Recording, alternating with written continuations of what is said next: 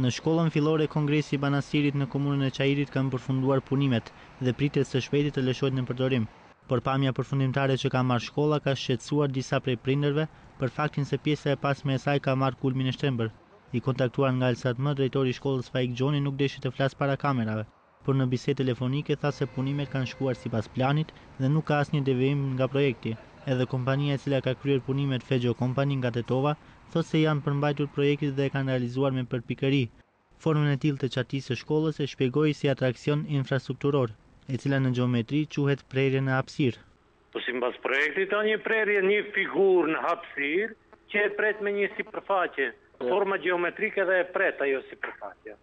Se si duket kjo figurë gjeometrike shihet nga pamjet që filmoi sot ekipi i televizionit Alsat, ndërkohë shkolla e tillë ka kaluar edhe inspektimet e Ministrisë së Arsimit, prej ku thonë se nuk kanë regjistruar devijime dhe mangësi në realizimin e projektit. Ministria e Arsimit ka dhënë leje për përurimin e shkollës dhe pritet që shkolla të hapet deri në fund të këtij muaji. Për ndërtimin e kësaj shkolle janë ndarë rreth 2 milion euro, ndërsa punimet kanë filluar që nga viti 2009. Shkolla pritet të hapë dyert për rreth 800 nxënës, të cilët do të shfrytëzojnë rreth 30 klasa.